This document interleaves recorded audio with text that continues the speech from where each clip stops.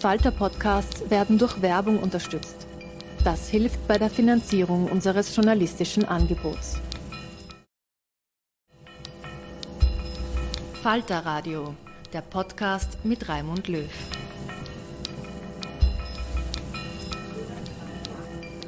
Sehr herzlich willkommen, meine Damen und Herren, im Falter Radio. Schuld und Sühne, Opfer und Täter 2023. Das ist der Titel, den wir dieser Sendung geben.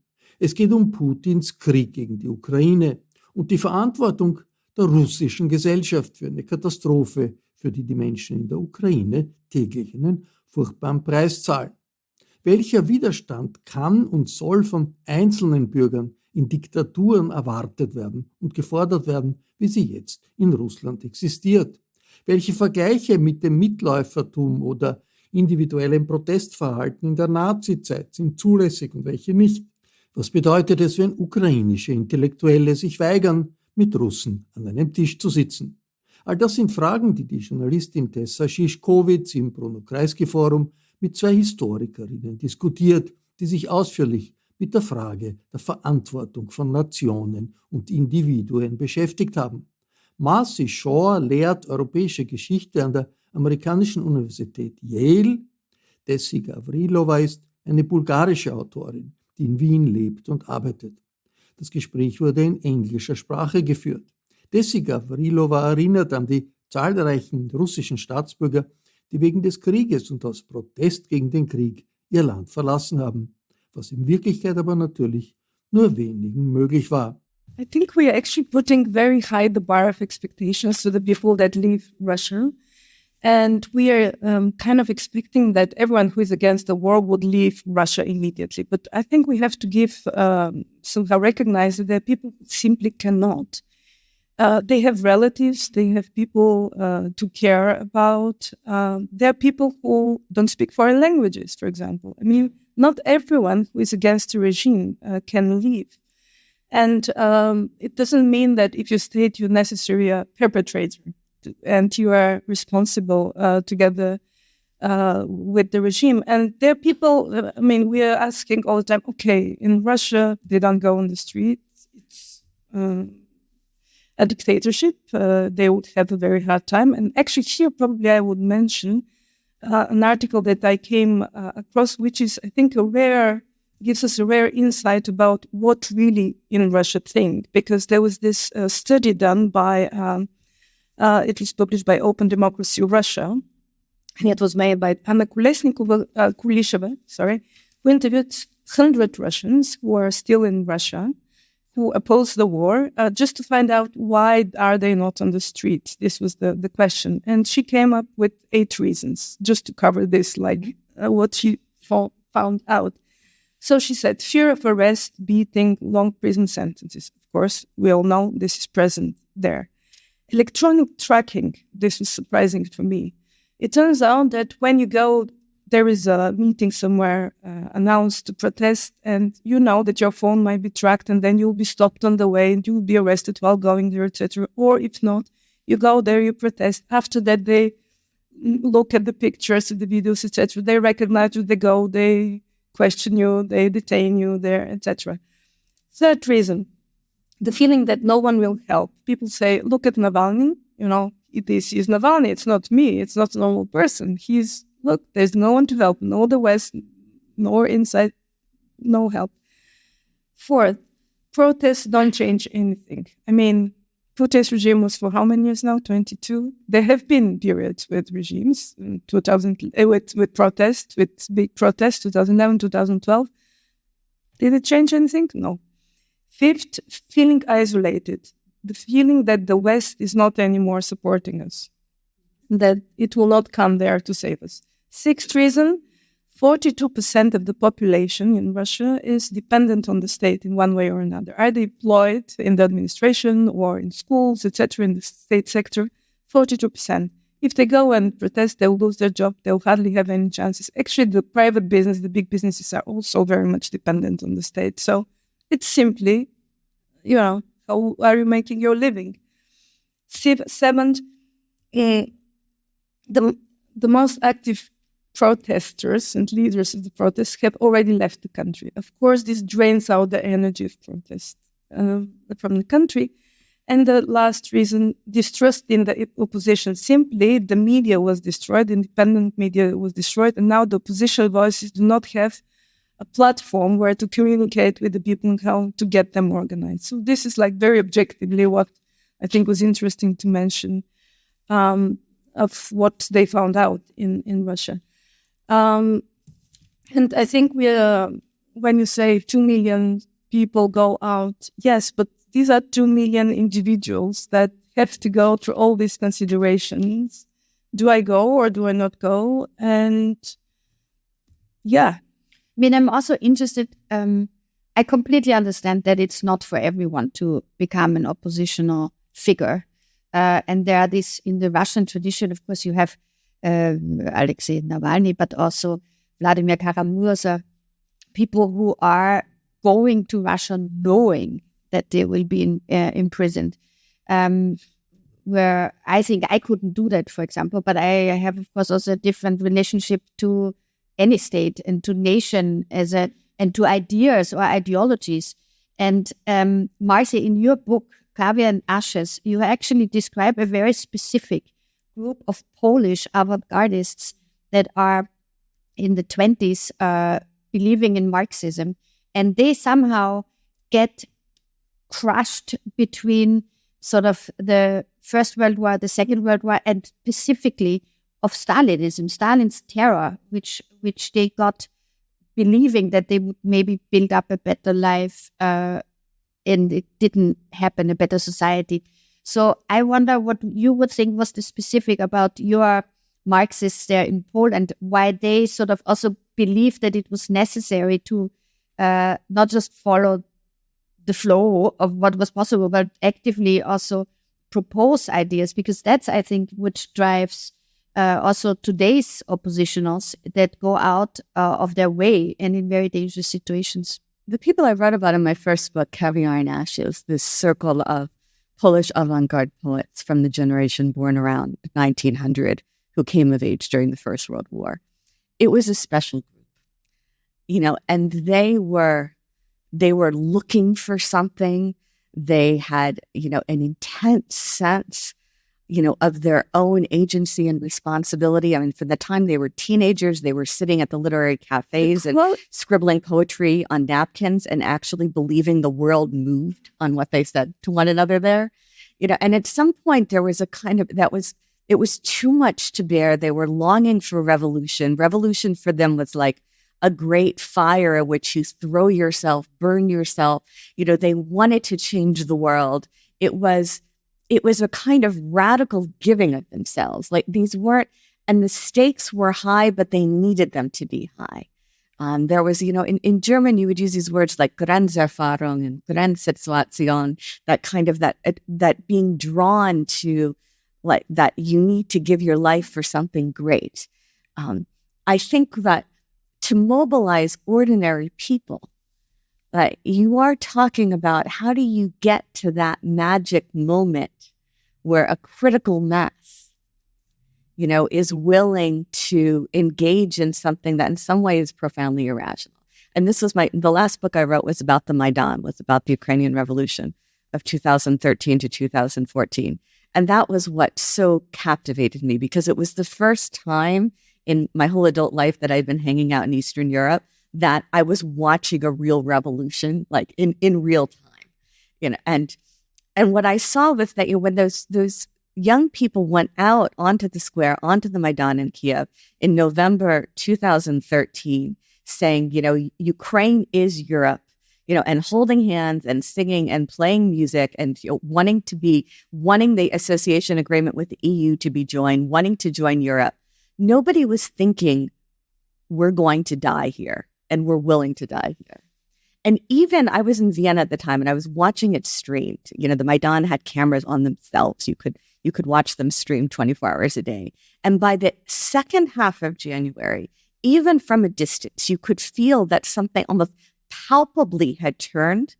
There had been an existential transformation and a critical mass of people were willing to die there if need be. And you could feel that. Something happened. That society changed. A critical mass of people changed. And then you were waiting in terror for the climax of this. And when the violence came and when the massacre came and those snipers came in February 2014, you knew that those people were going to fight. That they had that decision had been made, and it had been made by a critical mass of people, and that in a way that those same people might not have ever expected themselves to be capable of. And that's kind of the magic of revolution. So historians look back at those moments. Hannah Arendt speaks about the lost treasure of revolution beyond victory or defeat. And sociologists try to figure out under what is the cocktail? What is that magical cocktail that at a certain moment you have people willing to do something that in some ways, if you're thinking individually, is profoundly irrational? But of course, on the Maidan, we had also the promise of freedom. In Russia now, to protest publicly, you have the promise of prison. And Dessy, the question on the cultural sphere, for Marina Davidova, it was very dangerous at the time when she sort of made her way to other. Kirill Serebrennikov maybe sits more comfortably already in Berlin, and it's easier to criticize them. But people like, for example, Marina Obsvanikova, when she went, I don't know if you remember this Russian journalist from Pervy Kanal, she got up, she held up this transparent during the news. Yeah. And at that moment, it went like a firebrand through the entire, all my Russian friends, we were all sort of think like, what is this real? Is this not real? What does it mean? It was incredibly important. But till today, this poor woman is being hounded by people who say that she's an agent and that why did she stay so long in the system? That cannot be true that she then decided to become. And for me, this is always so interesting because I thought it was totally credible that she, at that point, as a Ukrainian Russian person who had supported the regime not supported the regime, but supported making the media for the regime and their false truth, that she said, that's the point where I can't do it anymore. But she's very controversial, and I might not be right also, by the way, because who knows. But she's in Paris now, and Reporters Without Borders is trying to help her with a new life. But Dessy, what is the point? What makes it important to people to have this spine to stand up and say, like, no? Actually, it's good you mentioned Marina Davidova because I followed very closely, because she's a close friend of mine, her process of what happened these days after 24th of February last year. Immediately when the war was announced, she wrote a kind of petition in her Facebook. She has a huge following there in Russia saying this is a criminal war, it should be stopped, it's bratobistvenная война. And it was an appeal to the government, to Putin himself, and saying, please sign here. And the first thing I noticed, there were like immediately 1,000, 2,000, 3,000 likes, but people who write underneath, yes, I support this text, were like 50, then 80, then 100, and now like, aha, people are afraid. Then I asked her, but Marina, what is going on? Wouldn't people go out of the street? And she wrote me with that big letters, this is not going to happen. Okay. And she was like, but it's okay. It's a person who has always been against this regime. So she's a free person. She feels free. She felt free to express this. And I think I noticed how I have the feeling that I see that now things are getting serious there and people like her have to leave. And she didn't have this feeling yet. There were a few days when she was like, but no, why, how? Then second or third day, there was a big Z on her door written, and she was like, but what is this? We didn't know what Z is. She sent me the photo, and I was like, what is this? And she didn't know at that time. She said, apparently they're marking people which are animals of the state, so to say, and this is the sign. And I was like, Marina, you should leave. Anyhow, she left, and other people did their heroic gestures, others simply left, but then people with history of not supporting this regime and, being against it have left. There are many, many Russians who have left. And I think the interesting question is how we meet them on the other side of the border, how we meet them here in Europe, in other places. And I think there's things that bother me here. On one hand is that, if you compare even historically what was happening in the Second World War and before the Second World War, when Germans, not necessarily Jews, but were leaving and going to the USA, no one was saying, no, you come from a fascist country, that's why you don't have the right to live here, to work here, to that. They were met with open arms. Well, that's maybe an exaggeration. Okay. Okay. Well, it's not why exaggeration. There were special institutions being... No, but I mean, a lot of people didn't get visas to enter America or England, and it was very hard for people to... Intellectuals were invited to go. Institutions... But where you're right, yes, I think that people are more judged now for leaving. When people left Nazi Germany, I mean, nobody thought that they were traitors to Germany, while now Russian young men that don't want to be conscripted and say, like, we want to go to another place, we don't want to support this war. And then the big question is coming from others that say, like, you go home to Russia and start the revolution against the regime. Yeah. That's what you mean. Yeah, but the other thing that bothers me is how many of these people, and we know several cases, are treated in the public life, so to say. We have several examples that we can mention of Russians being basically cancelled, not being allowed, and cancelled by whom? By Ukrainians. To me, this was a shock, actually, to find out. And this has happened because, as you said, I'm organizing public forums, festivals of ideas, so to say, or other formats. And it happened to me several times that after the beginning of the war, that Ukrainians would say, no, I cannot sit on a table with a Russian, or even I cannot participate in a festival where even in another panel, not in mine, there is a Russian, and things like that. We know the case of Masha Gessen, who was asked by PEN, your organization, which is for freedom of speech. Because Ukrainians didn't want to sit with Russians, she had to leave. She left then the board of the organization, etc. We know the case of the daughter of Navalny, who was not allowed to speak in Washington, I think it was university. Again, for the same reason.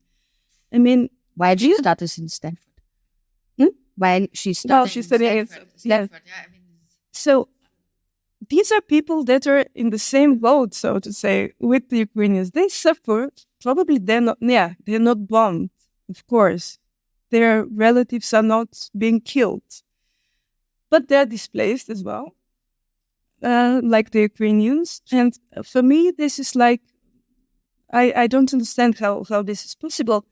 And what I don't understand and what I think is important to state is that I think it is a responsibility of our organizations like festivals, forums, others in the West, not to bend to such requests. Because on one hand, I can understand the Ukrainians that are traumatized, etc. To a certain extent, I can understand this. But I think my responsibility as an organizer of public format is not to allow this shutting down of the other people to happen. No, for sure. I think this is a very important point, that one, also the understanding for Ukrainians being sensitive now to the Russian language and the Russian sort of imperialist behavior is, of course, it's really understandable. But especially in the case of an academic debate in a cultural institution, when it is about creating also the support for Russian opposition, it is very sad when they can't appear. Masha Gessen, of course, is a classic example of someone who has personally suffered for years as a lesbian woman in Russia. I remember when I was living there, and she was sort of having a very public debate going on the treatment of queer people in Russia. And that was at the beginning of the 2000s. And it has become for her, of course, increasingly difficult to live in Russia with her children and her partner. And then in the end, she left. So to cancel her a second time now is, of course, it's very sad. And it's also very counterproductive. There are countless examples like this. Yeah. But Marci, in the question, for example, that where you studied a lot of the European history in Poland and also the Ukraine, in terms of how national myth has shaped the history of Europe, and we have now this attempt by Russia to say you have to denazify the Ukraine, which is one of these more preposterous attempts of portraying this conflict. But where do you see, is there a shift also in the Polish-Ukrainian relationship to each other and towards Russia as an oppressor that is going on during this war now? Because it seems to be that there's a lot of demystification going on while Russia is trying to actually keep up this myth of the Nazi state that has to be dismantled. There's so many things going on at Lech. It's been a kind of extraordinary moment in Polish-Ukrainian relations. It's been an extraordinary moment, in some sense, even more so in Jewish-Ukrainian relations, which you could couch as, there's a common enemy. But the things that it seemed that Poles and Ukrainians there would never be a moment of reconciliation. And there were very gruesome histories of ethnic cleansing, in particular by Ukrainian nationalists of Poles in 1943 during the Second World War. There was Ukrainian collaboration with Nazi Germany against Jews. There were pogroms. There's really a lot of stuff. I mean, there was also ethnic cleansing, of Ukrainians by Poles.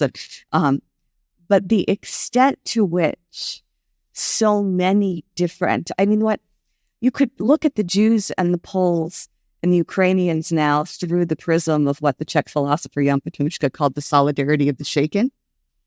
A sense of those are the people who share a dark history and understand deeply what this is about. I feel like the Americans have a much vaguer sense. The West Europeans also seem to have a very vague sense. The French seem to have an extremely vague sense. The Swiss as well. But like the Poles, the Lithuanians, certainly the Jews, they understand. There's a sense of understanding what's going on.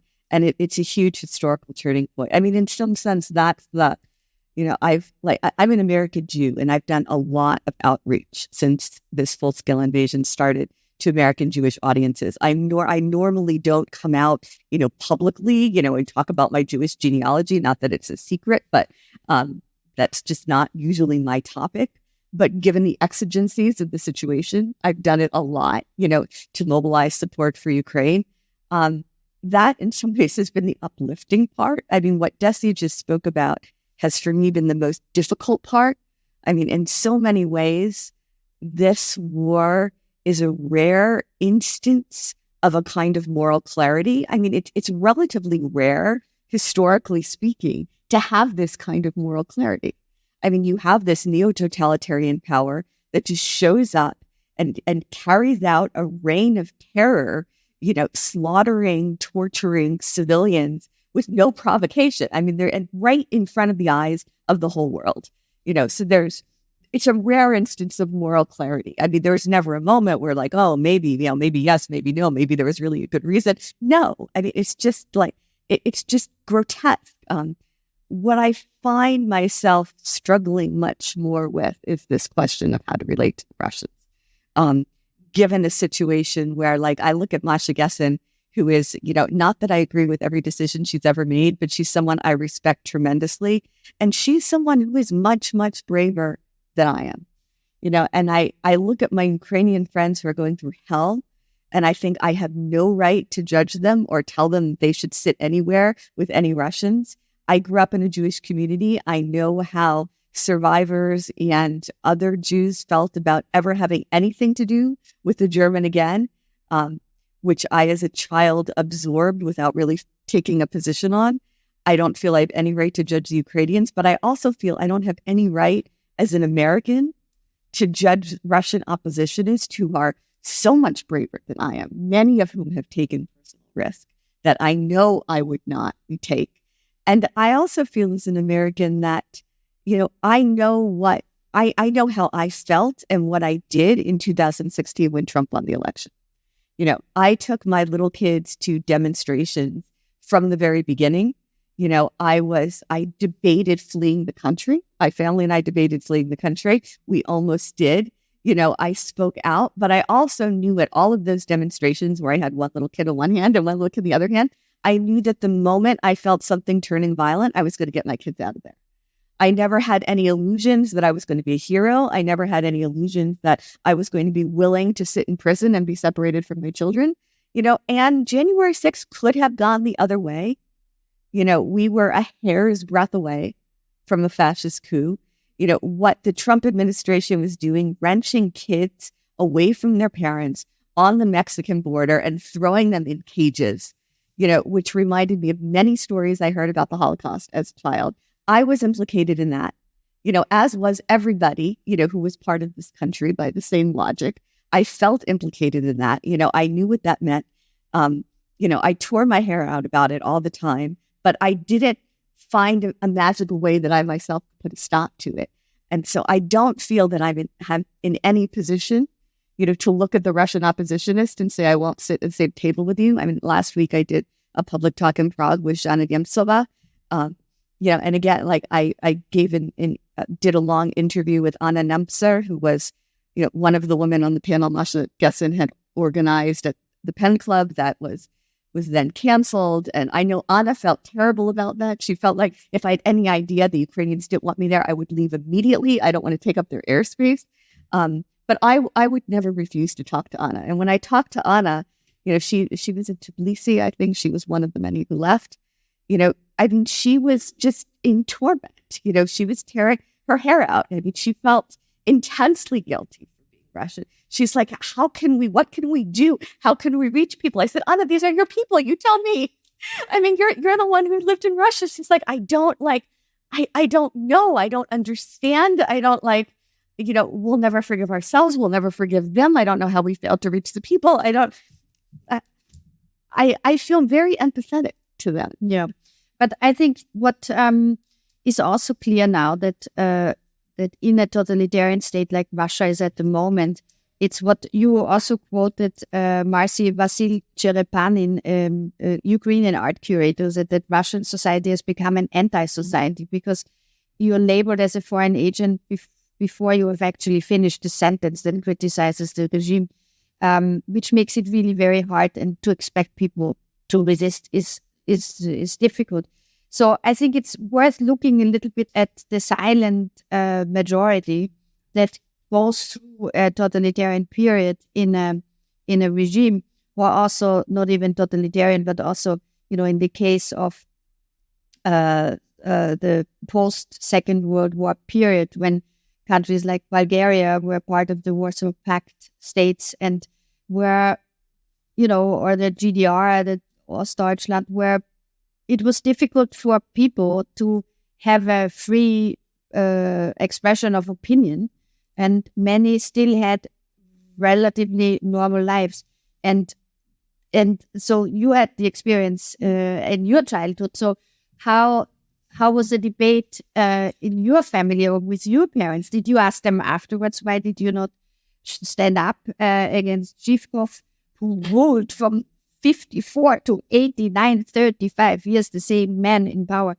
Nothing happened for most of these years to develop also the society. So how was that? Yeah, when you see Marci, I don't understand why people can be silent and not protest. I think actually I understand somehow, and it's because I was born in Bulgaria. And I was born in a family which was, so to say, silently against the regime. Let's put it like this. My grandfather was actually sent to camp because he was a textile producer, factory owner. Everything was confiscated and things like that. He was sent to the camp, etc. My father had difficulties with finishing studying. He was kicking for political reasons, being kicked out and not allowed to work, etc., etc. Different story, difficult story. But on my mother's side, Orthodox priest, so you can imagine nothing close to the Communist Party. But when I grew up, I was growing up, my teenage years came in the 80s, when actually the system was opening and perestroika was starting, and then eventually the wall fell. And I think it's a very big difference between the youth of my parents and my youth, because when my parents were, and I talked to them a lot about that, when they were young, for them, this system looked like forever.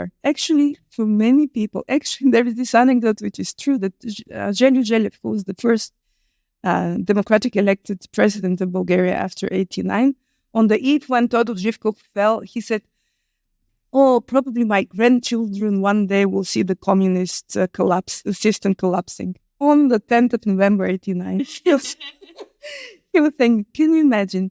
In that period, 50s, 60s, when people were being sent to camps, when people were not allowed to go to work in certain positions. For example, my father was a chemist. He was never allowed to teach because he would influence politically the students, things like that.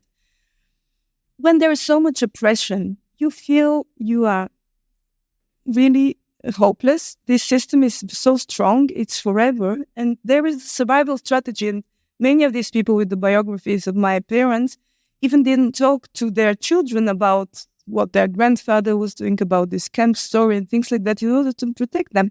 Actually, if you read Lea Ypi's book, it sounds very familiar, you know. And I think it has been everywhere that, and I think now Russia, people are feeling the way my parents were feeling. The system there is so cruel at the moment. It is so oppressive that I see and understand why then. It's the story of the previous generation that I have witnessed in Bulgaria. I mean, Lea Ypi's book, which is called Free in Deutsch, auf Deutsch frei, she describes her childhood, and we had a Kreisky talk with her when her book came out in German.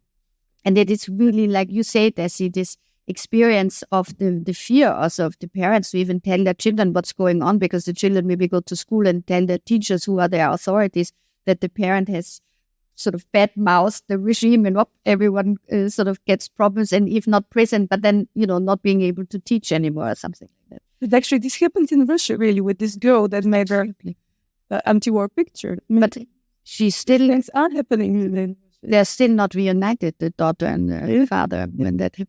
That's terrible. But the question that will be coming up is when the war is over, under what circumstances it is over, and how the Russian society will deal with all the individual stories of not having opposed or having yes opposed, and how the world, how Europe, how America, how we all will deal with that. And for me, it's always so interesting. You know, the Germans now are being put up as the example for having had a successful Vergangenheitsbewältigung to a certain extent. But that, of course, had to do with the fact that they were defeated.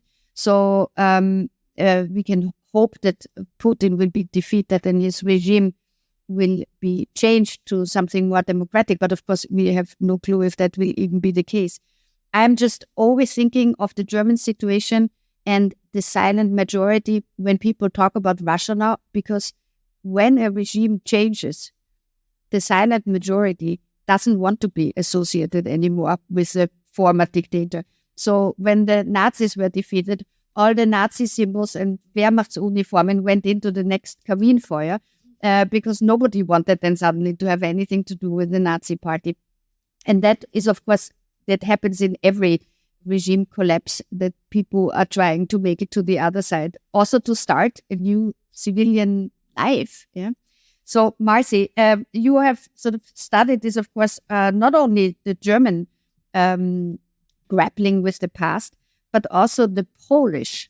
And that's a particular interesting case. If you think, for example, of the law in 2018, where Poland sort of put it under a penalty to associate the Holocaust or Auschwitz with anything Poland has done, because it was the Germans who were at fault. Can you elaborate on this a little bit fast? Well, the Polish case is complicated, like all cases. I mean, the first thing I would say is that, you know, in the German case, that I'm sure you lived through, so you know it much better than I do, but it took generational change.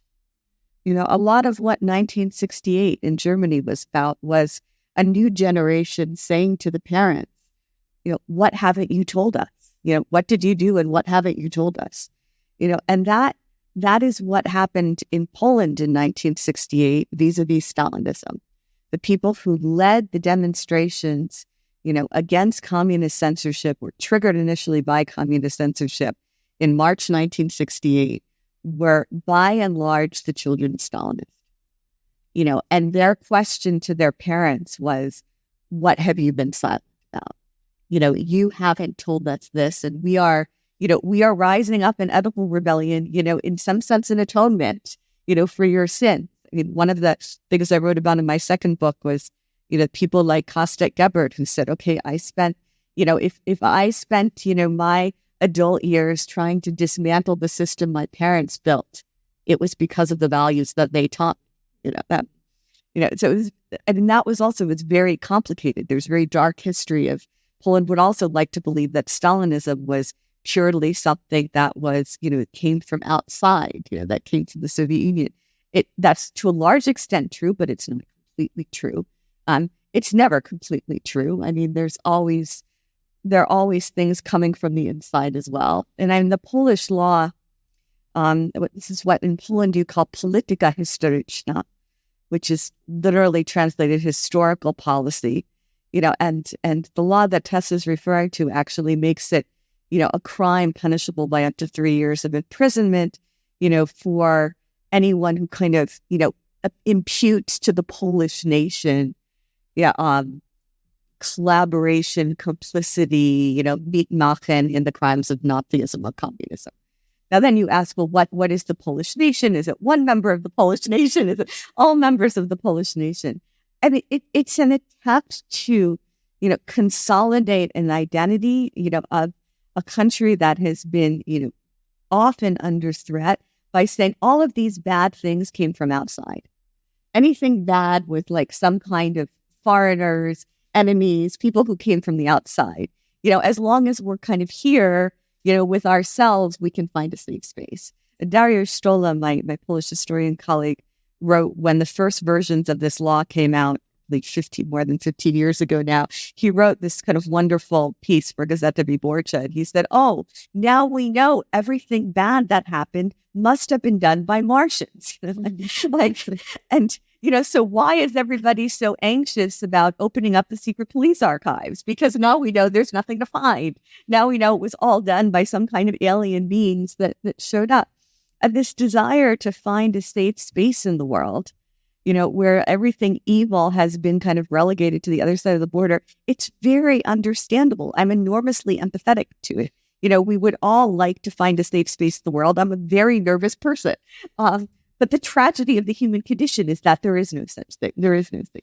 But of course, also in Poland, you did have the German fascism coming in from the one side, and then the Russian Stalinism came from the other side. It was the Poles didn't have a lot of chance to develop their own fascism and bring it to fruition because they were constantly being torn apart from all other sides. So that's maybe why they have now this sort of also authoritarian attempts to rule over judges instead of letting democracy prosper. And let's hope that this will not stay forever. But can I come to your question, like what to expect from Russia after the war? And you said what to do, what shall we as West do about Russian society after the war and to stimulate their Vergangenheitsbewältigung, perhaps? Actually, I think that it should not... There's no role for anyone but from the Russian society itself to find the reason to transform itself or not. It might not happen. But no one from outside can influence there. Of course, there are two factors that I think would be important. One is, of course, how this war ends. And I hope that Russia is defeated. And this will help, definitely. The other factor is how Ukraine develops. If Ukraine becomes a democratic country, which is integrated in the West, in different, in NATO, European Union, one way or another, this will be a bigger stimulus, I think, for the Russian society also to transform itself in that direction. But for me, there will be a role also for these outside Russians that now left the country. Who else? They have been against this regime. They have been for the democracy in Russia all these years. And this is one more reason why, if we want actually to have anything to say about what is happening after the war with the Russian society, we have to support these people and integrate them and be in contact with them and not Well, I mean, you are actively involved in this because you organize events and talks and conferences where people are sort of being supported also by being able to speak. Marci, on the level also of universities, do you have the feeling that American universities, for example, do enough to bring Ukrainian and Russian academics maybe also together? Let me actually answer that by let me answer Dessy maybe more directly, because I've been thinking about this a lot. I mean, I think arguably that something clearly has gone pathologically wrong in Russia. You know, the Ukrainian writer Volodymyr Rafaenko used the phrase anthropological catastrophe of Russian society. There's been an anthropological catastrophe, you know, and my sense is that it has to do with a crisis of subjectivity, just a sense of, going back to Havel's Green Grocer, a sense of powerlessness, a sense that, you know, I don't believe it's a country of 140 million people who are just, you know, filled with passionate hatred, you know, for Ukrainians and just want nothing more than to go murder and torture them. But it is a country of people who are willing to go along, who are basically willing to say, okay, I support the president. Okay, well, I'm not interested in politics. This is a big phrase in Russia. I don't interest myself in politics. There's a crisis of subjectivity. There's a failure to accept one's own agency, one's responsibility to think. I think the most insightful anecdote I heard about the Russians leading up to this was from a sociologist friend of mine, actually here in Vienna, who is from Soviet Kiev. She grew up in Soviet Kiev. She studied in Petersburg, then in Germany, and herself in Vienna. And she was doing sociological interviews in Russia in the years between 2014 2022. And a few years ago, when she came back, she said, well, one of the questions I was asking was, what can we do to prevent something like Stalinism and Stalinist terror from happening again?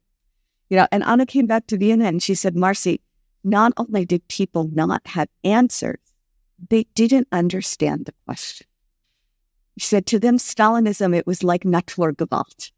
It was like some violent act of nature, like a tsunami.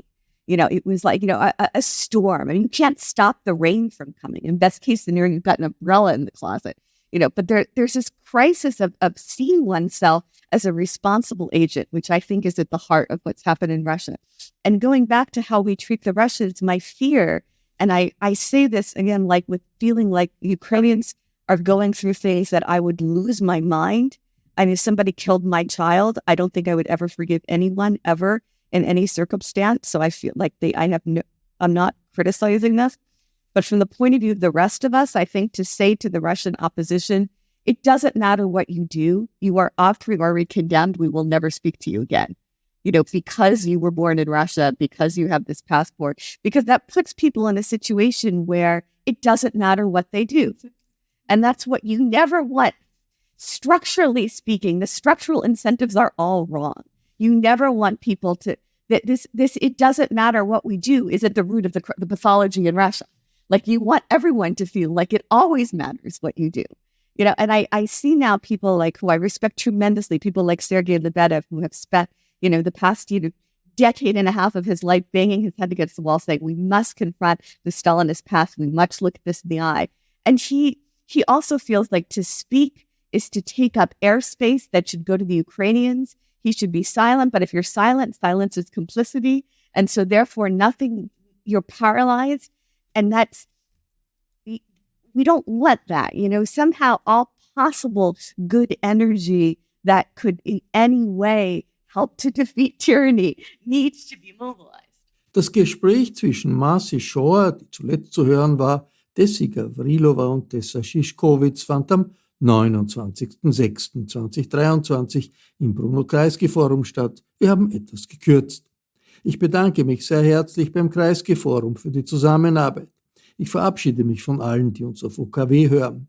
Aktuelle Debatten über die Folgen des russischen Ukraine-Krieges finden im Falter ihren Niederschlag. Ein Abonnement des Falter kann ich nur empfehlen. Alle Informationen gibt es im Internet unter der Adresse abo.falter.at. Ursula Winterauer hat die Signation gestaltet, Philipp Dietrich betreut die Audiotechnik im Falter. Ich verabschiede mich im Namen des gesamten Teams. Bis zur nächsten Sendung.